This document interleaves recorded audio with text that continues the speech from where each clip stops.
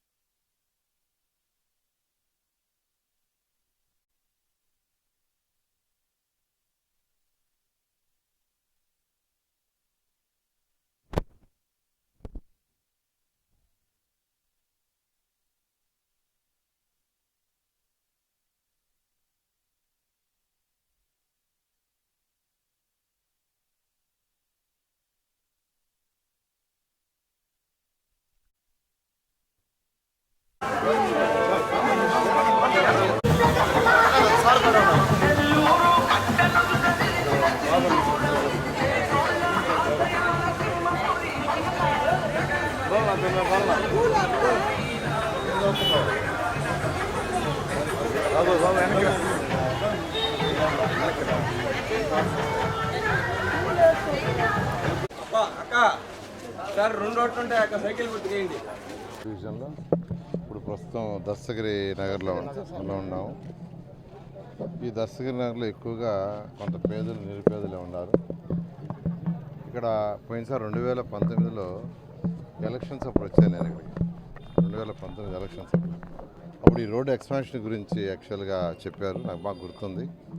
అయితే ఇంతలో గవర్నమెంట్ పోవటం, ఆ తర్వాత వచ్చిన నాయకులు ఏం చేశారో నాకు తెలియదు. బట్ ఆ సమస్యను కూడా స్మూత్గా సాల్వ్ చేయాలని, ఎందుకంటే ఆల్రెడీ బిల్డింగ్ కట్టుకున్నవాడు ఎవరు ఇబ్బంది పడకూడదు.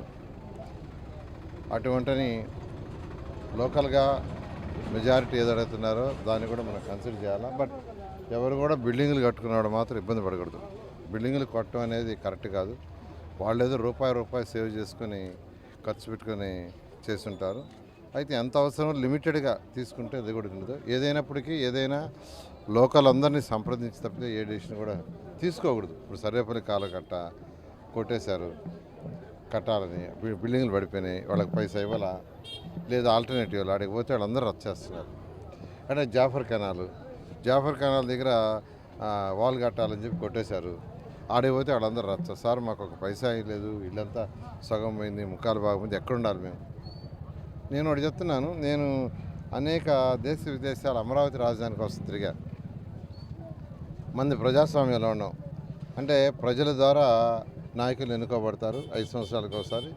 ప్రజల యొక్క సమస్యలను ఎప్పటికప్పుడు తెలుసుకొని సాల్వ్ చేయటం, దానికి తగ్గట్టుగా చట్టసభల్లో చేయటం నాయకుల యొక్క లక్షణం.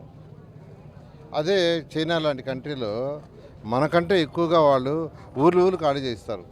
చైనాలో ఊర్లు ఖాళీ చేయించేస్తారు.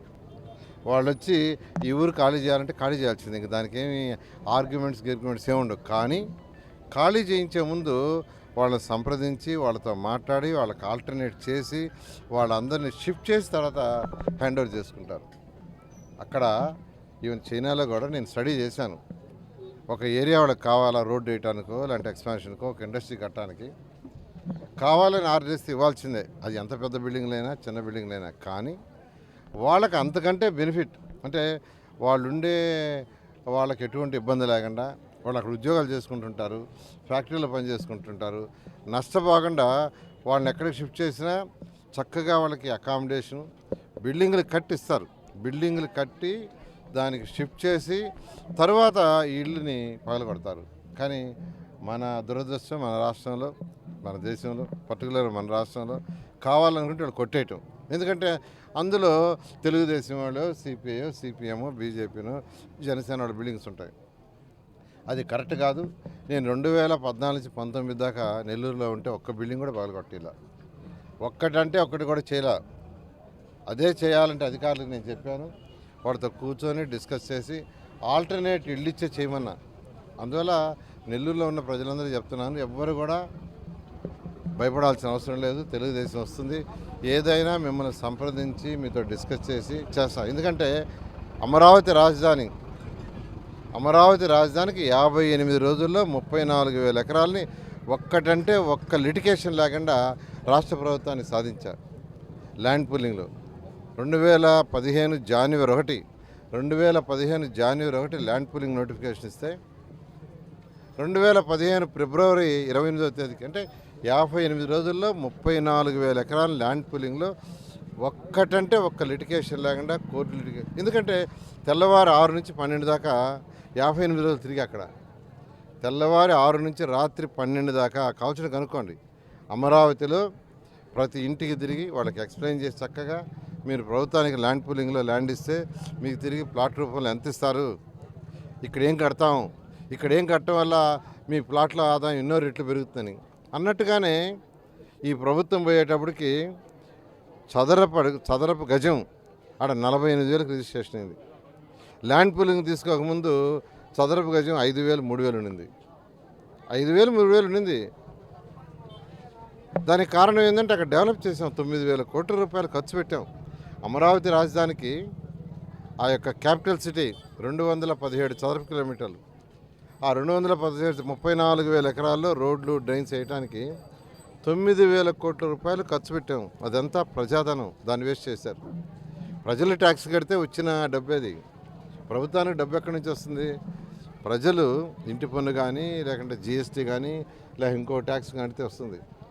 అలాంటి కట్టిన దాన్ని ఈ ప్రభుత్వం 5 సంవత్సరాలు నాశనం చేశారు. నేను ఒకటే చెప్తున్నాను, ఎవ్వరు షాపులలో కానీ ఇళ్ళల్లో కానీ ఎవ్వరు భయపడాల్సిన అవసరం లేదు. ఏదైనా మిమ్మల్ని సంప్రదించకుండా, లోకల్ నాయకులు సంప్రదించకుండా ఇటువంటిది కూడా జరగదు. ఇప్పుడు ఈ ప్రభుత్వం నేను సర్వేపల్లి కాలువ కట్టంతా ఎత్తేస్తానని ప్రచారం చేశారు, జాఫర్ కెనాల్ కట్ట ఎత్తేస్తానని ప్రచారం చేశారు. ఆఖరాకి నేను ఒక ఇల్లు జాఫర్ కెనాల్ టచ్ చేయలేదు, అదేవిధంగా సర్వేపల్లి కాలువ కట్ట టచ్ చేయలే. కానీ ఈ ప్రభుత్వం మొత్తం కొట్టేసింది. కాబట్టి నేను అందరికీ చెప్తున్నాను, నాకు పేదలు నిరుపేదల యొక్క బాధ తెలుసు. నేను పుట్టి పెరిగింది ఒక పేద కుటుంబంలో, పూరి గుడిసెలోనే, ఎంఎస్సీ చదివింది కూడా పూరి గుడిసెలో. ట్యూషన్లు స్టార్ట్ చేసిన నారాయణ ఇన్స్టిట్యూషన్ ఈరోజు ఇంత డెవలప్ అయింది కూడా ఆ పూరి గుడిసెలో ట్యూషన్ చెప్పి. అందువల్ల ఆ బాధ నాకు తెలుసు కాబట్టి నెల్లూరు ప్రజలందరూ చెప్తున్నాను, ఇల్లు లేని ప్రతి పేదవాడికి నేను పిలిచిస్తా, మీరు అప్లై చేసినా చేయకపోయినా. పోయినసారి 43,000 శాంక్షన్ చేశా, వాటిని అన్యాయం చేశారు పూర్తి చేయకుండా.